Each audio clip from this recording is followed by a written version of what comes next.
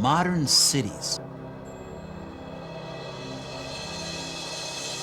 miles of beautiful beaches,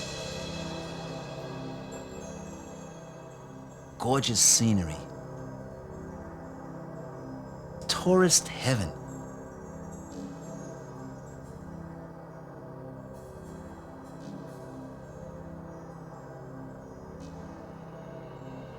It's not Miami, it's not the French Riviera, it is Cyprus. And there is something wrong here. Over 2,000 Cypriots are missing, mostly civilians, yet they vanished in the chaos of war. This is a country with unanswered questions. A bloody conflict erupted in 1974, and Turkey took control of over 1/3 of the land.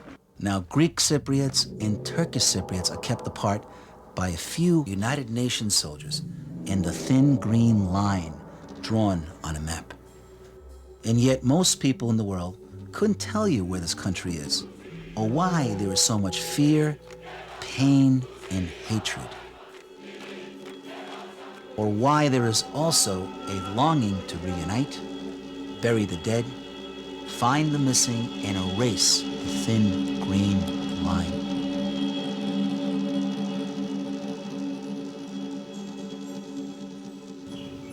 Among the missing is an American from Detroit, Motor City, USA, Andreas Kasapis. For 20 years, his family has never stopped looking. Every day. I pray every night, every morning. May God make a miracle for me. My boy, he was 70 years old. He was in Cyprus at the time. He was going to the American Academy and graduated from there. He was a very nice boy, quiet, very friendly with everybody, and beloved from everybody. The Turks entered the house. They knocked the door down and they pointed the guns to us, and the Turks said to my dad, we're taking your son, and my dad said, you can't take him, he's an American citizen, and they said, we do not care about Americans, we are taking him with us. I had a small American flag in front of my house. They took the flag and cut it in pieces. So my dad proceeded in showing them his American passport, and then at that time they hit my father with one of the guns in his stomach. And they said, we do not care about Americans, we're taking him with us. And then my brother took off his cross and his American coin around his neck, and he handed it to me, and he said, save it for me for when I come back. And then he turned to my dad and said, don't worry, Dad, I'll be back. And they walked out, and they put him on a tractor, and that was the last we saw or heard from him. He's been taken away from the Turkish Cypriots. He was 70 years old, and I never saw him since then. That's 20 years now. It's 20 years. 365 days a year. It's hard not knowing if he's rotting in a Turkish prison. Where is he? If my boy is alive, they're going to release him. No matter what they done to him all those 20 years. Probably they done a lot of bad things for him, beating and everything. Just leave him alone, let him free, and I forgive you. I have nothing to say against you. I'm not going to go after you, I'm not going to sue you. Nothing. I forgive you for everything. Just let my boy free. My heart broken for me, for my son. There were actually 5 Americans that were among the missing, but Andreas Kasapis is the only one young enough to still be alive today. My parents were born in Cyprus. It's an independent island in the Mediterranean, 500 miles from Greece and 50 miles from Turkey, and it is populated by Cypriots of both ethnic backgrounds. They used to live side by side, but now Turkish Cypriots live in the north and Greek Cypriots live in the south. In our Brooklyn, New York home, we spoke Greek. When my mother died, I wanted to honor her memory by doing what I could to solve the Cyprus problem. So on the anniversary of the Turkish invasion, I went back to my ancestral homeland to find out more about the people, the culture, and about what happened to the missing.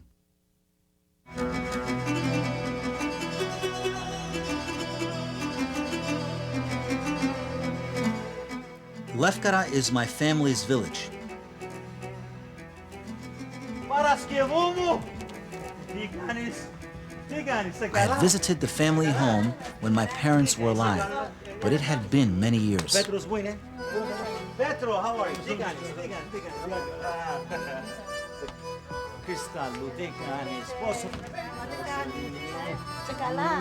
Σε καλά εδώ, το τσιμπήσω. Ας το τσιμπήσω λίγο, έλα. The story of the missing drove me to Cyprus, but I was struck first by the warmth of the people and the beauty of the land. I went for a look around the village.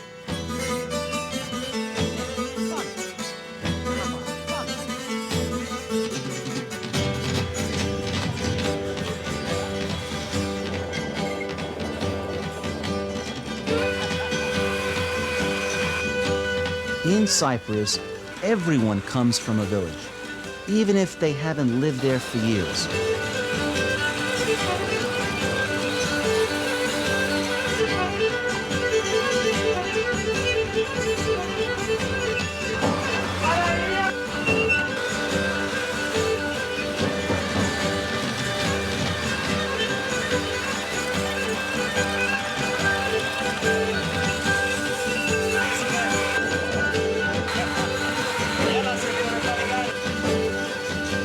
A person's village is part of their identity, like a family name.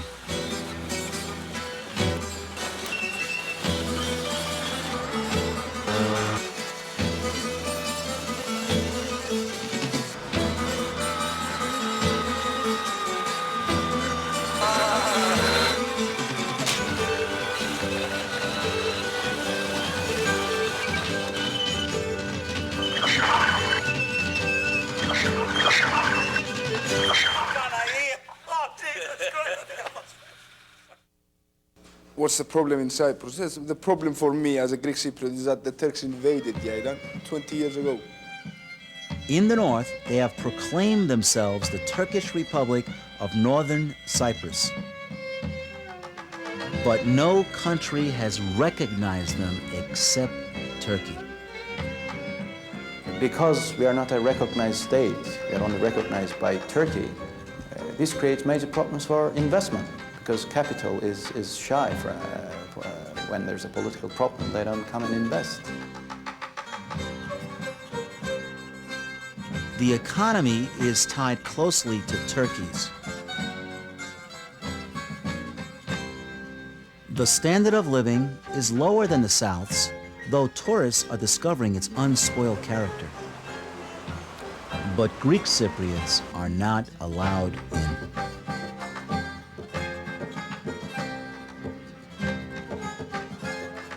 Turkey's soldiers are everywhere.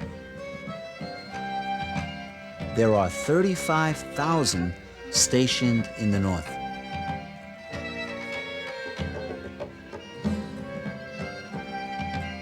The Turks have painted two giant flags, one Turkish and one Turkish Cypriot, on the side of a mountain. This view dominates the divided city and taunts Greek Cypriots, reminding them daily of the unresolved conflict. One day, soon, they will try to take over the whole of the island. And I will die. But what they don't understand is that I will die fighting, and I'm ready for that. Because I have this thing inside me, it's eating me. And everybody has, every Greek Cypriot. It's the way they understand it. It's the way they teach it in their schools. So a lot of young people, a lot of Greek youth, run to the border in this day and say, we want our lands back. Because they think their lands are occupied, although, as you could see here, there's no occupation, but we are just living like them. We are just living in peace. Since 1974, 80,000 settlers from mainland Turkey have moved to northern Cyprus to settle in Greek Cypriot homes. Their presence angers the Greek Cypriots, who have hopes of returning to those homes. We can see our villages and our home. We are not just refugees, we are refugees in our country. I tried several times to go inside, to go to my home. But unfortunately, the Turkish troops, Attila's troops, they arrested me. But I shall never stay without struggle. Believe me, girls, believe me, women, we must make a struggle to return to our homes. In our homes in North Village, in Kyrenia. In the south, the Republic of Cyprus is a democracy, a modern member of the family of nations. The economy there is booming. Cyprus is the world's 6th largest registrar of ships.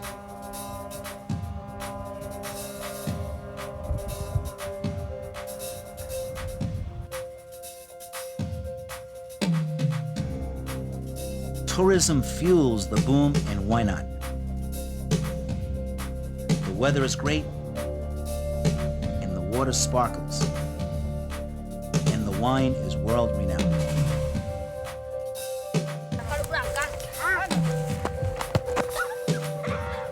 Football is the island's passion.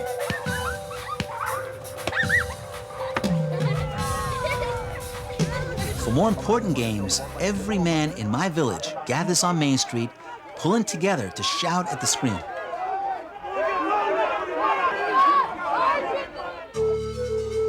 Many of the people in Cyprus still make their living in agriculture.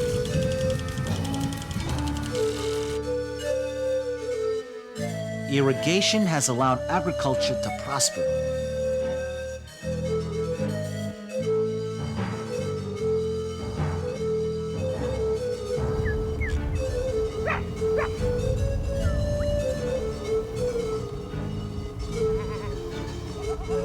Sheep and goats are important to Cyprus. All you've got to do is stop in a local taverna on a busy Saturday night to see the evidence.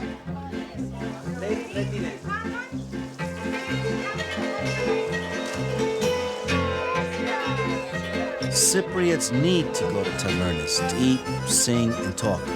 It's the only way they keep their anger and frustration from exploding.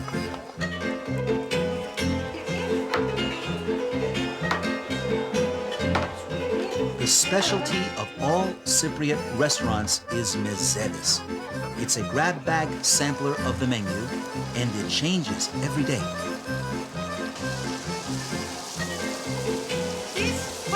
These chips, fish and chips.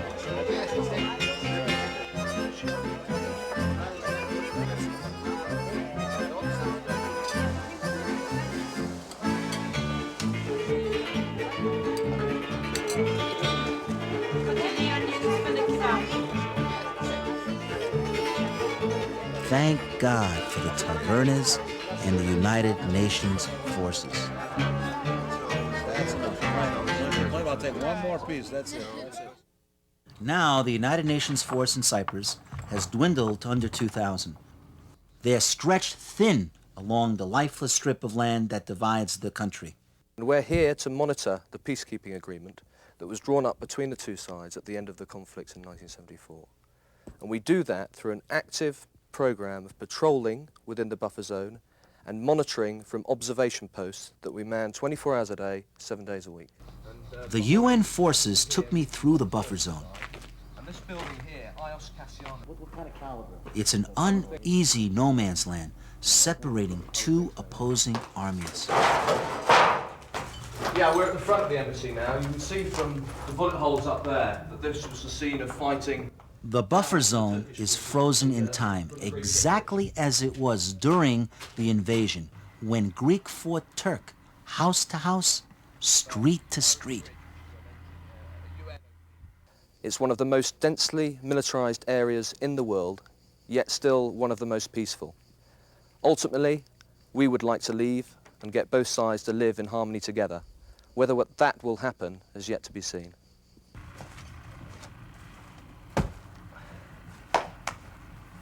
At places, the buffer zone is only the width of the road. Then you get hold of the troop commander here, all right? We haven't been filming you. Turn the camera away. Hello, 2-9, this is 2-1 Delta. Reference to the filming incident. I've spoken with Everyone is Colonel nervous Sabrazam. in the buffer Asked zone. us in future if we will contact them through the Wolf Regiment landline, reference filming, and I've said that we'll comply with that. Over. Alpha, you're very difficult. You're breaking up. Say again, over. The next day, Turkish Cypriot demonstrators set the buffer zone on fire to protest a long-standing economic embargo imposed by the Greek Cypriots.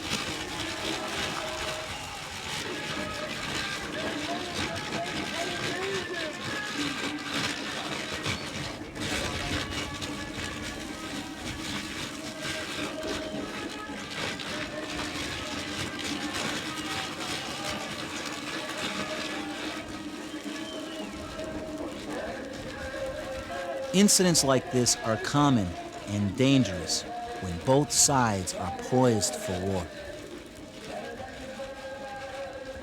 It's ironic that Cyprus is the home to Aphrodite, the goddess of love, and many of the world's armies have passed through here. Cyprus has been conquered by several conquerors so far. We had here the Phoenicians, we had the Persians, we had the Greeks, we had the Romans, we had the Byzantines, we had the Lusitanians, we had the Venetians, we had the Turks, we had the English. Hirokitia, 7,000 years old. It looks remarkably similar to my home village of Lefkara.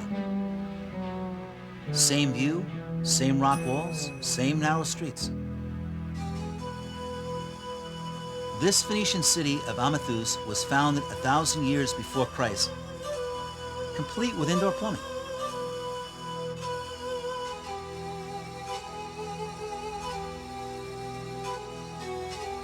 The city was pillaged for building stone in the 1860s and now lines the walls of the Suez Canal. Greece's influence began around 2000 BC.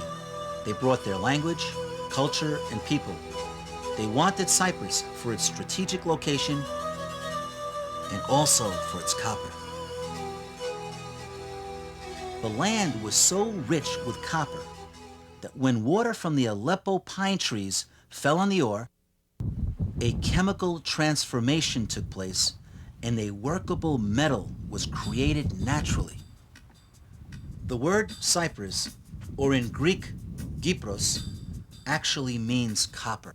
Copper was discovered quite early on the island. Immediately the island became very rich and very prosperous. For the ancients, it was perfect. For spear points, shipbuilding, and armor. That was before the discovery of iron.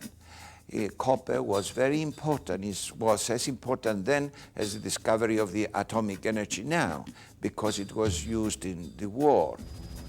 Most of the trees were cut down to fuel the copper furnaces. The countryside was stripped bare. The young shoots that would replace them never had a chance because of the grazing habits of these sheep. These wild ones, called mouflons, exist nowhere else in the world.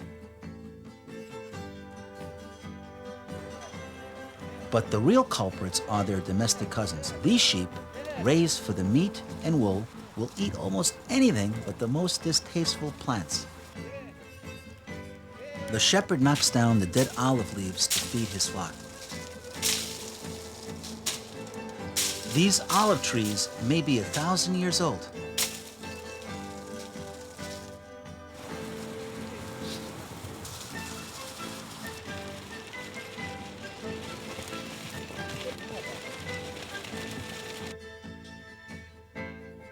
Reforestation efforts use ancient Roman terraces to hold the new young trees.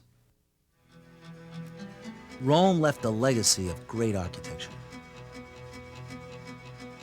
Their cities, their tombs carved from the living rock, even their floors were great.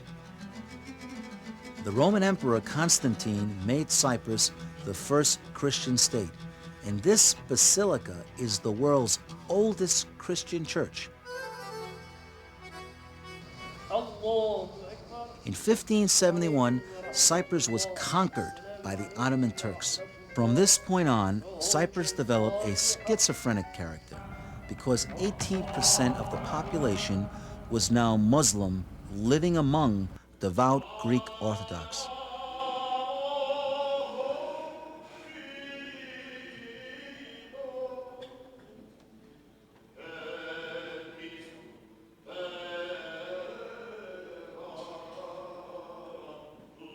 Generally, Turkish Cypriots and Greek Cypriots used to live as peaceful neighbors.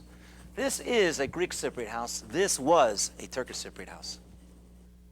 There was socializing, of course, but there was always the two sides maintained their own separate way of life, religion, and culture, and there was a limited degree of interaction in terms of marriage, intermarriages between the two things, of course, because of religious and other reasons. Even Jesus Christ came to earth, God came to earth, and was unable to make people come together and be all in peace.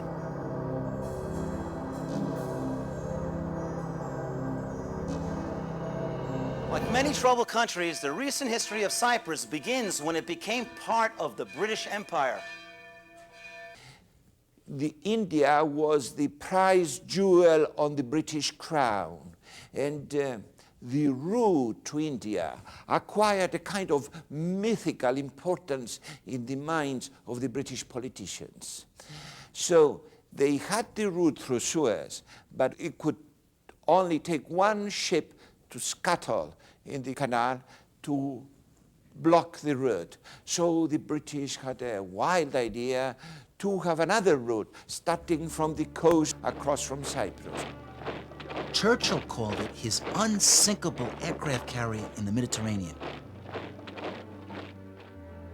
A Greek Cypriot militant faction began to rebel. They called themselves Ioka, and they wanted the Brits out. By the 1950s, things had begun to unravel.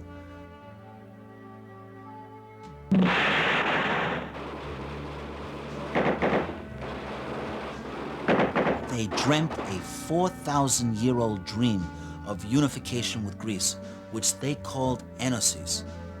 But this desire for Enosis terrified the Turkish Cypriot minority.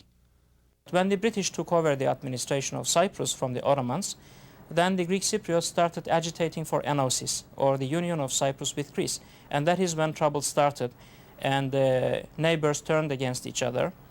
And we started having all this problem coming to our present-day situation. The Brits clamped down, which angered the people, and popularized the cry for independence.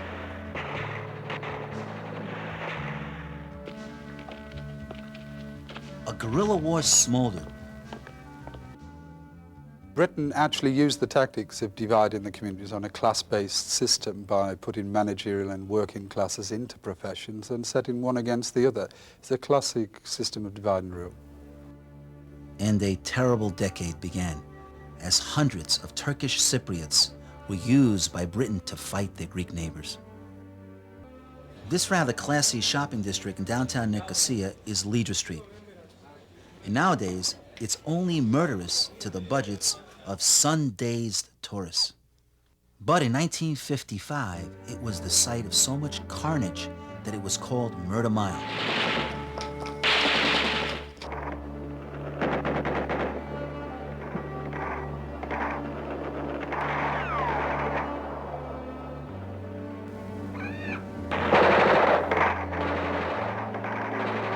By 1960, the Brits had had enough. Tonight you'll go to sleep in a British colony. tomorrow you wake up in an independent republic. Cyprus became a democratic republic with a constitution whose continuance was guaranteed by Britain, Greece, and Turkey. The immensely popular Archbishop Magarios became president, with Dr. Kachuk, a Turkish Cypriot, as vice president. But peace was not to last for long. From 1963 to 1964 was a time many call the Troubles. Greek Cypriots accused Turkish Cypriots of rebellion. Turkish Cypriots felt themselves victims of persecution. The Greeks, they killed about 30 of my family. They said the Greeks are coming, the Greeks are coming. So one of my uncles said, why don't you everybody hide and don't get out? So everybody hide, and the Greeks came and they said, come on out, we're not gonna kill you. Come on out, we're friends.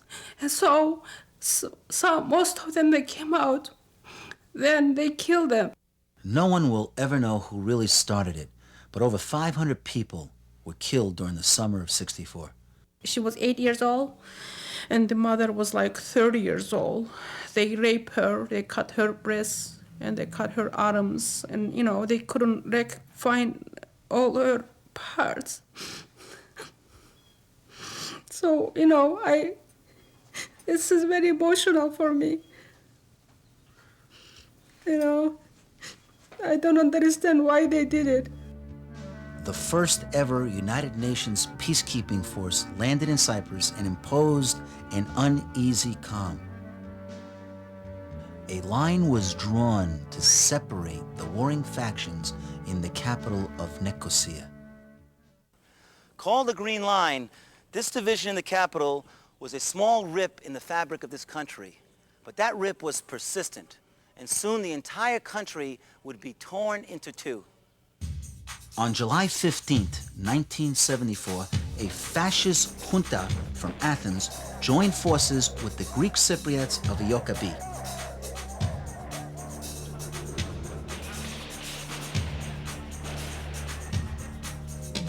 A bloody coup d'etat toppled the democratic Magarios government overnight.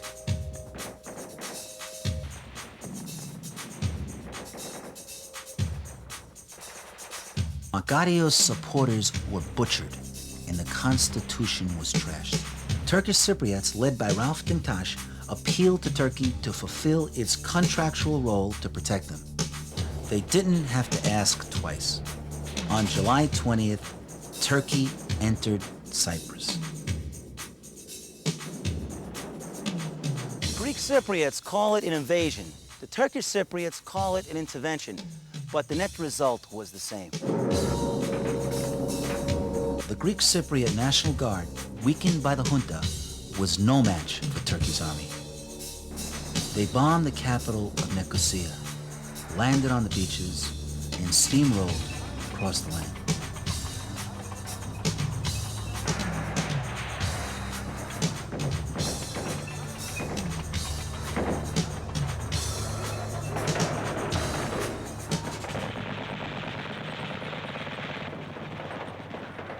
I was only 11 years old, and I remember that day my mother woke me up early in the morning and told me, Maria, we have to leave.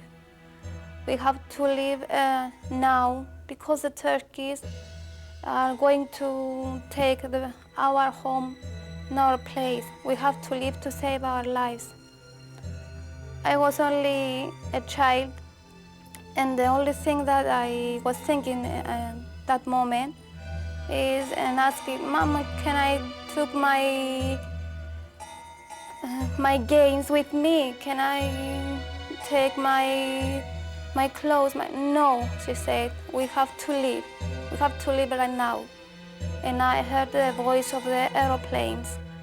They are bombing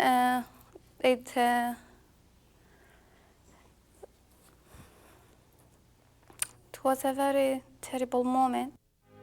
200,000 Greek Cypriot civilians fled to the south. 60,000 Turkish Cypriots fled to the north. When I was there, refugees gathered, determined to return to their home village of Fiya, now in the Turkish north. The reason why we are here is to tell everybody that we are fighting in order to go back. We don't forget what happened to Cyprus, and we will not let anyone to forget it. We want to go back, and we know that someday we will go back. Point to your house. You pointed it before. Where is the it? one on the left of the pole there, the white one. Can you imagine what my feelings should be? Just seeing your house and not to be able to get in. You want to walk to go back to your house where you were born. I mean, it's your right. It's a human right. Someone has taken this right from us, and we are demanding it back. Here, the buffer zone is wide. Greek Cypriot police and UN forces of the Argentine army will try to stop them before they reach Turkish troops.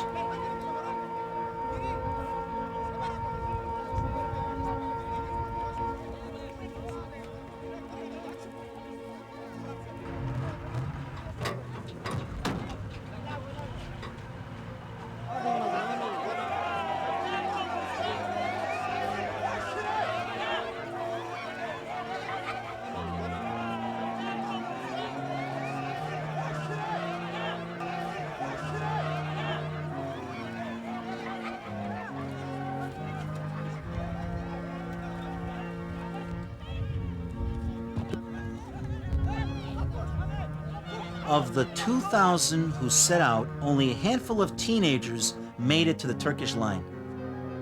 But the point that they want to go home has been made. You saw your village. How did you feel when you saw your village? I wanted to go here. Turkish were there and they holding the guns and they don't let me to go. They just holding the guns and they were trying to make us to go there to shoot us. My blood, my spirit, my soul, everything my father's worked for and I brought up, it's over there. It's in our taken village, and what we want is we want that village back together with the rest of Cyprus that's taken. My grandparents are buried there. It means a lot to me. It doesn't matter if I have a house here in the free part of Cyprus. It's not the same. It's not the same. I shot this film in 1974 when the refugees were fleeing away from their houses in the Sagi of Akhna.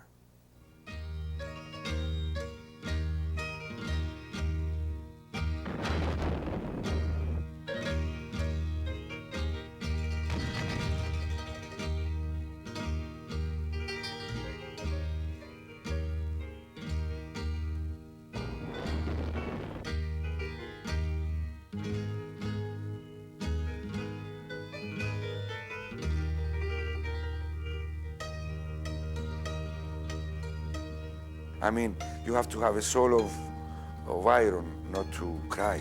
And to see these people running away because the Turks, they had the power with the tanks to run after them in the fields. It was a shocking experience. 3 devastating weeks later, 37% of the island was under Turkish control. Thousands never made it.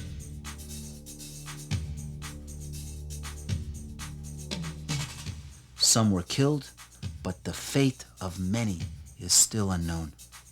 In Cyprus, they are simply called the missing.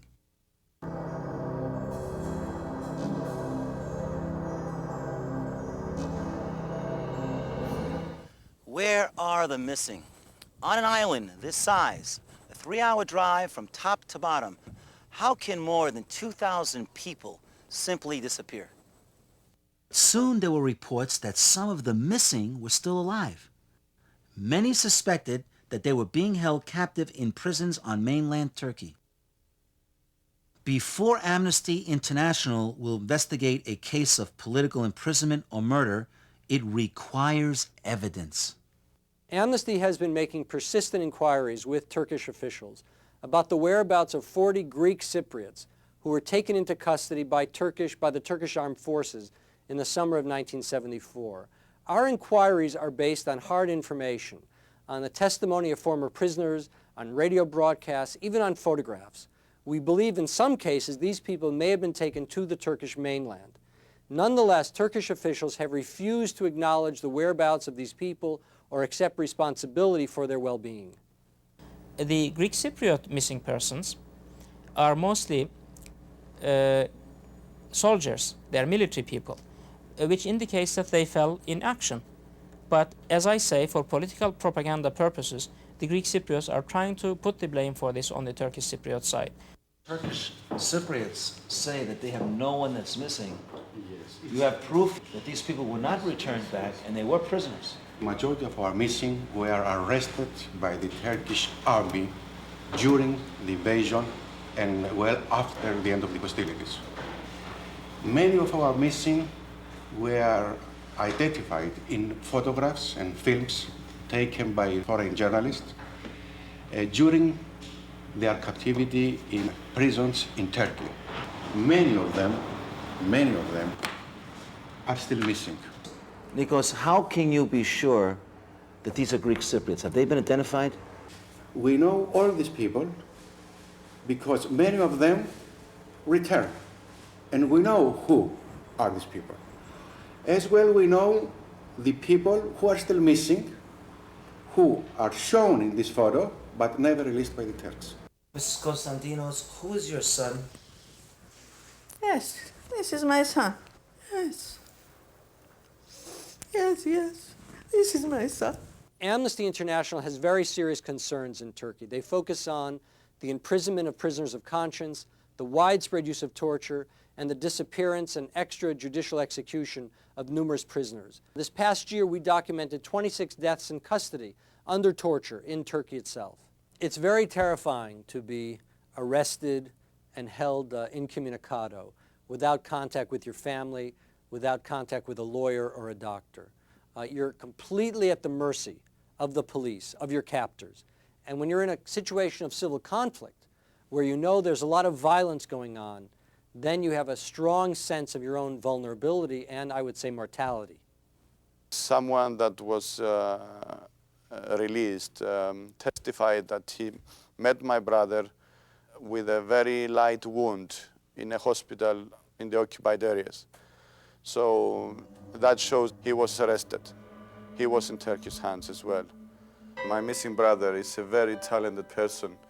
He was acting at the theater, and he used to sing songs all over the house, and he loved to paint. He did all these paintings that remind us of him every day. Not that we need the paintings, he's always in our minds, but when you have something in the house, you cannot just stop thinking of him and his love for art. He goes to the army to serve his country, and one day he vanishes in front of your eyes. And you wonder, you know, my mother sits there for 20 years every single minute, wondering, where is my baby? Because for our parents, were their babies even if we were 60 years old. My mom or some friends might say to me, you're doing all this running for the missing persons, you're getting really tired, you have to stop. And I say, I'm sure that each one of the missing persons wouldn't mind changing places with me, and having me in the cell, and having them do all the running around. I said, they're in jail, getting, you know, they're like candles, melting away every day more and more. When you're in a civil conflict like this, and a member of your family is taken into custody, is disappeared, and no one takes responsibility for them, you're left with nothing. You're grasping at air. There's no one to visit in the hospital. There's no body to bury. There's no official to complain to. No one accepts responsibility. It's a great tragedy. Greek Cypriots who mourn the 1,619 missing gather at the Green Line.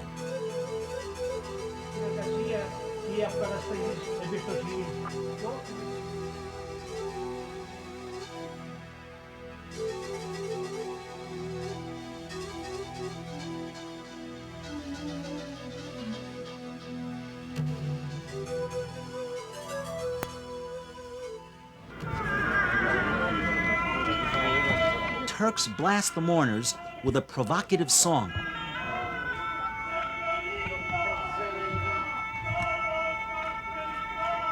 Sadness turns to anger. Riot cops appear from nowhere.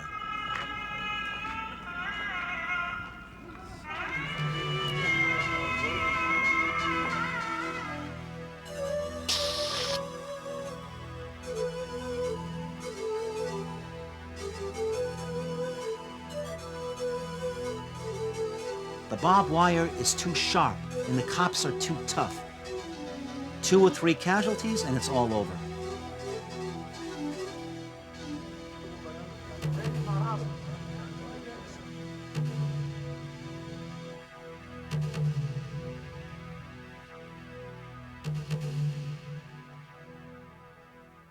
There are also Turkish Cypriots missing, 800.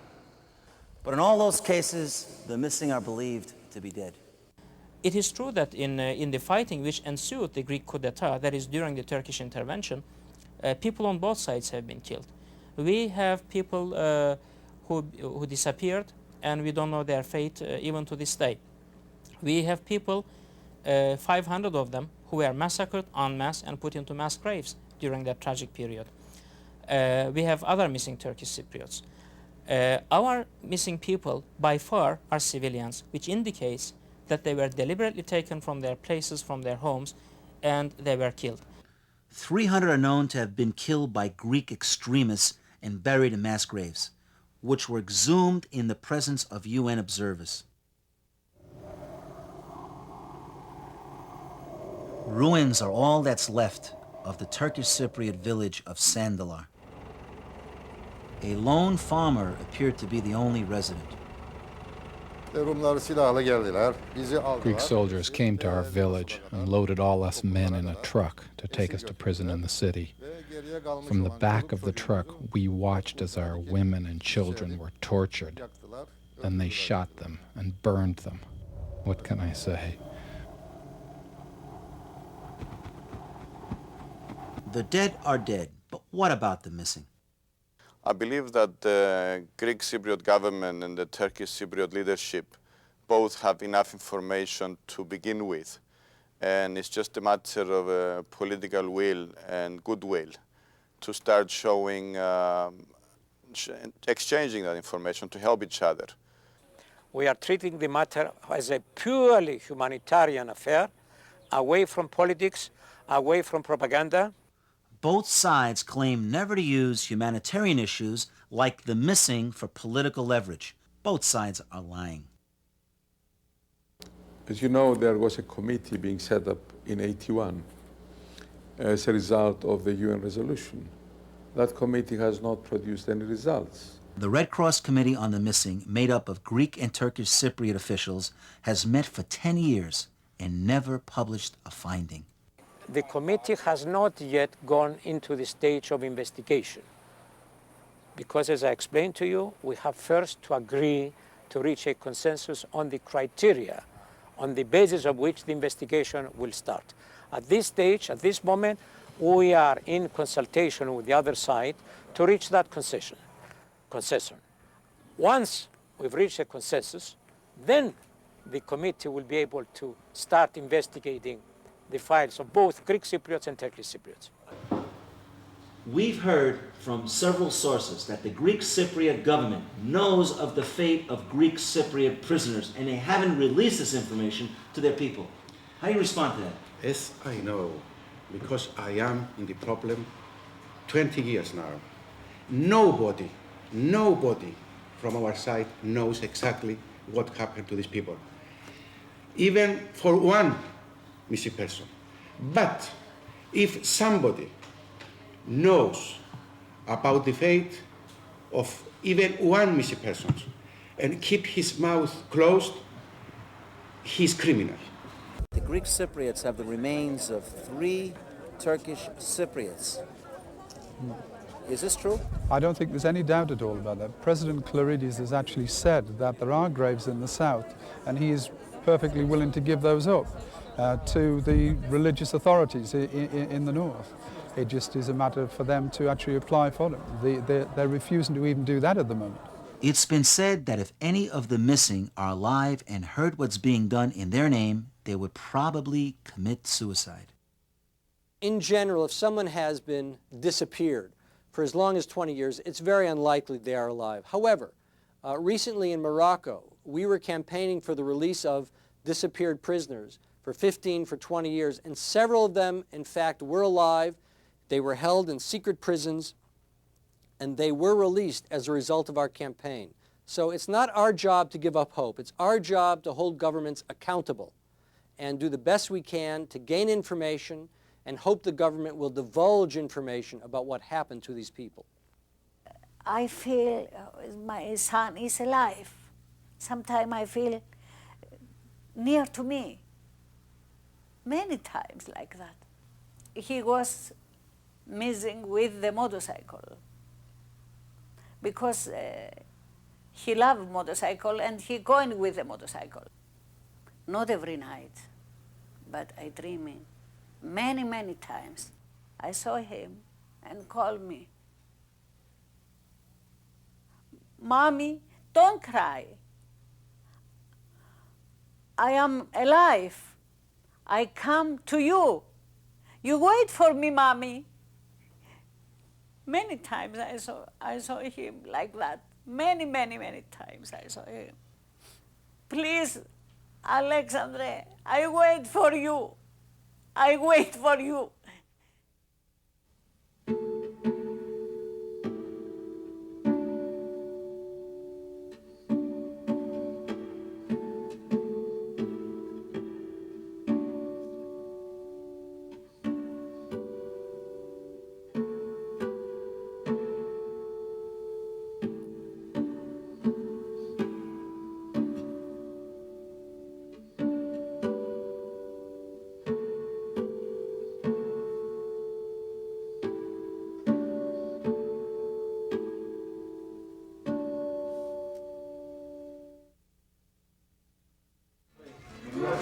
My cousins from the next village invited me for the midday meal.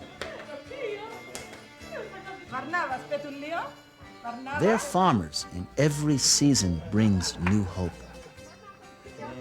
Kupepia, rice and lamb wrapped in grape leaves. My glands are salivating. Very good. Then, in the same fields my father and grandfather worked, side by side with Turkish Cypriots, I helped them with the harvest.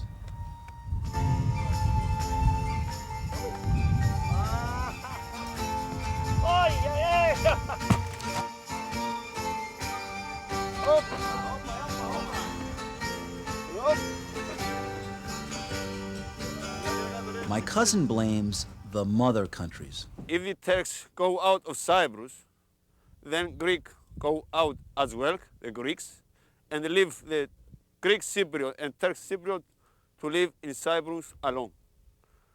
Without armies, without anything. There have been literally hundreds of negotiations which have occurred and scores of meetings of the most senior politicians on both sides, and really little progress has been made. They are still arguing who killed, who started, who killed more, who raped more women, and all. Why don't we work on a solution and then get the guilty party into prison or punished or anything? Why do we have to do it the wrong way around? Why do we have to see who started and not see who is going to finish it? It is high time that the Turkish troops must end their presence on the island. The division of the island must be ended, and the island should be reunited. Cyprus is a small island to be divided. It's a beautiful island to be the home of both the Greek Cypriots and the Turkish Cypriots. Reunification, first of all, must be totally voluntary, on the free will of the two sides. Reunification requires mutual respect. It requires friendship before anything. These are the ingredients of a lasting relationship. The Cyprus story was the story of a broken marriage.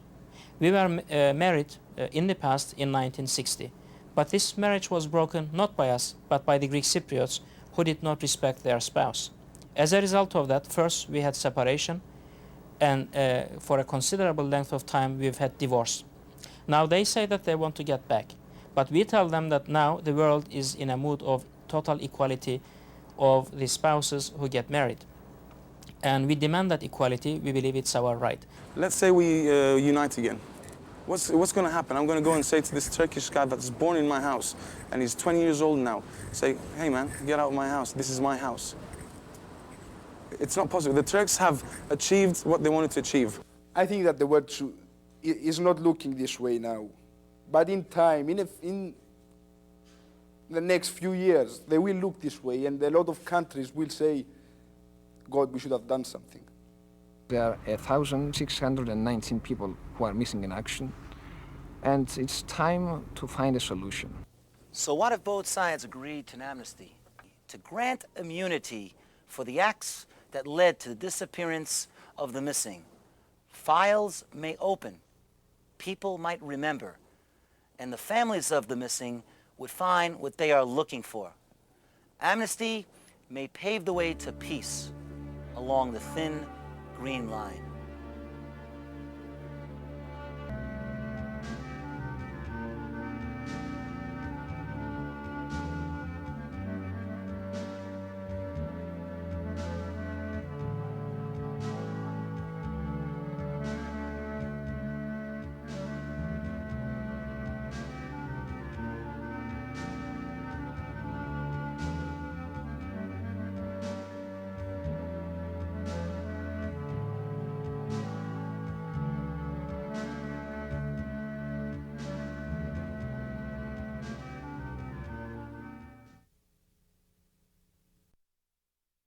One thing Turkish Cypriots and Greek Cypriots have in common is a cheese unique to Cyprus.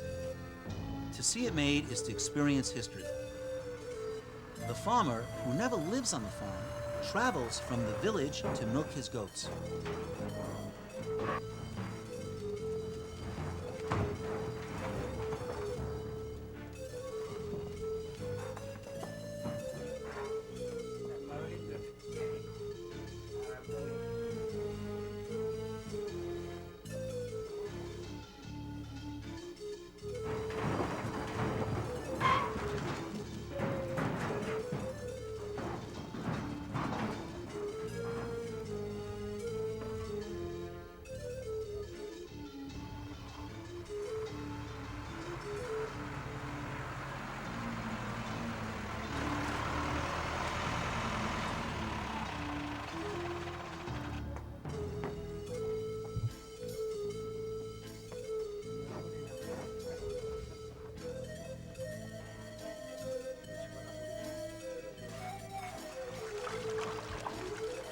The goat's milk is heated, then rennet. An enzyme from the stomach of a young goat is added.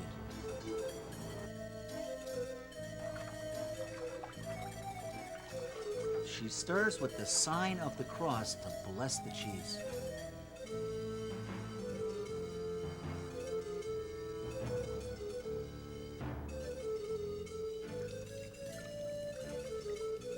The fat solidifies and sinks to the bottom.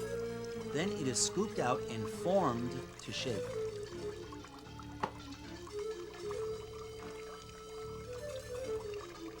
Turkish Cypriots call it helim, and Greek Cypriots call it halloumi.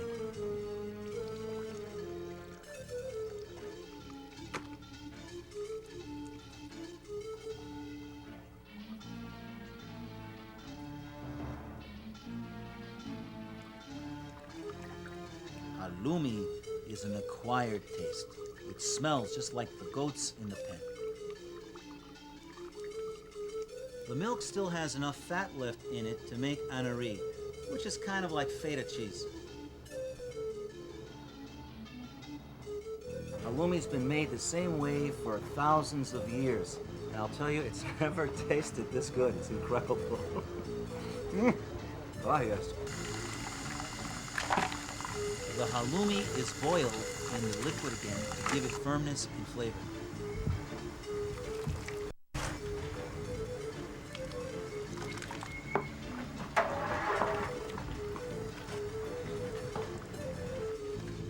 It is kneaded, salted, and mixed with the mint. He's finished now. But a common taste in cheese is not enough to build a nation on.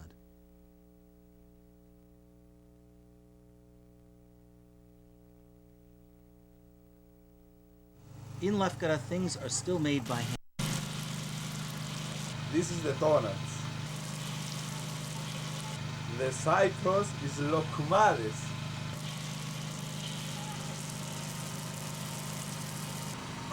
He pours a bath of carob tree sugar.